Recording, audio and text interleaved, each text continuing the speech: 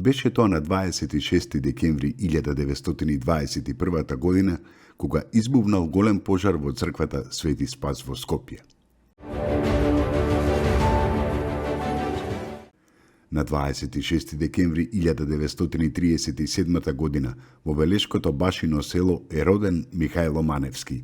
Дипломирал на правниот факултет во Скопје 1960 година. Во текот на својата кариера извршувал голем број на функции. Во 2000 година бил именуван за заменик на јавниот обвинител на Македонија. Во 2002 година бил избран за член на Државната комисија за спречување на корупцијата, а во декември 2005 бил избран и за нејзин председател. По победата на ВМРО ДПМНЕ на изборите во 2006 година, Маневски бил избран за министер за правда во владата на Никола Груевски. Во 2008 година е реизбран на истата функција на која останал до 2011 година. Маневски работел на подготвување на голем број законски и подзаконски акти од областа на правосудството, казненото право, финансискиот криминал и корупцијата и во работни тела за изготвување на амандмани на уставни одредби. Учествувал на повеќе меѓународни конференции за прашањата на организираниот криминал, особено финансискиот криминал и корупцијата. Беше тоа на 26 декември 1942 година, кога во околината на Кардица, Грција, е извршена смртната пресуда на 6 македонски првоборци и комунисти: Ристо Андриовски, Живко Кенков, Наум Москов, Стасос Кивински, Наум Журков и Колјо Шекров. На овие револуционери им беше судено во Атина на 12 декември 1942 година. На 26 декември 1943 година во битолското село Живојно е роден Панде Петровски.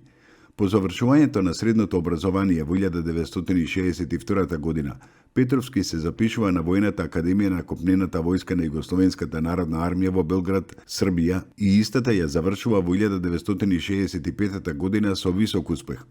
По избомнувањето на војниот судар во Македонија во 2001 година, тој бил повикан да помогне во настанатата ситуација.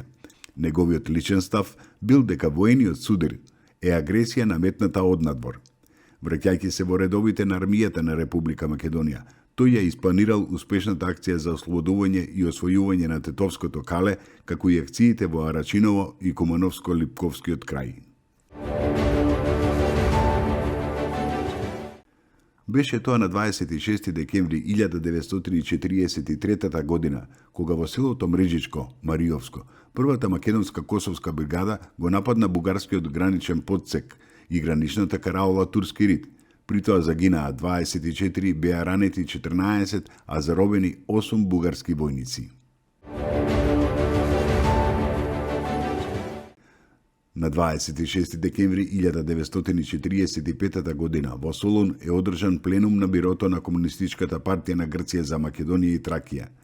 На пленумот, кој траеше 2 дена, генералниот секретар на Комунистичката партија на Грција, Никос Захаријадис, во својот говор, меѓу другото, истакна дека туѓите сили треба да се повлечат од Грција, за да остане народот сам и суверено да ги реши своите проблеми.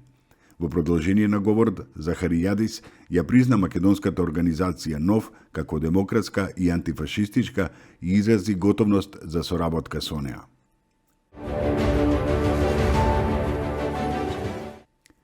Беше тоа на 26 декември 1954 година, кога е роден Ванчо Чифлиганец.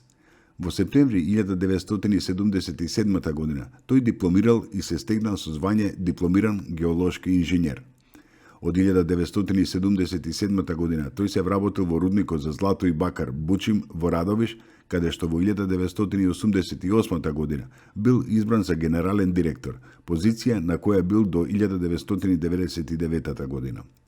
Чифлиганец бил пратеник во Собранието на Македонија во 2 мандати, помеѓу 1994 и 2002 година.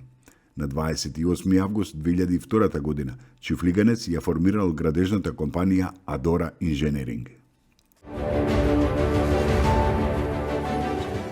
На 26 декември 1996 година во селото Малкоец, Кичевско, умре Сајко Митревски, најстариот дотогаш македонец, стар 110 години.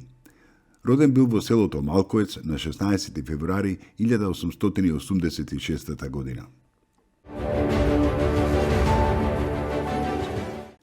Беше тоа на 26 декември 2014 година кога почина Боро Чурлевски, поранеше македонски ракометен играч и тренер, легенда на македонскиот и битолскиот ракомет. Играчката кариера ја започнал во Пелистер во 1984 година, со кој три пати освоил вице-шампионската титула во Југославија во периодот помеѓу 1984 и 1988 година. Со матичниот Пелистер во периодот 5 години освоил 2 првенства и 4 купови на Македонија.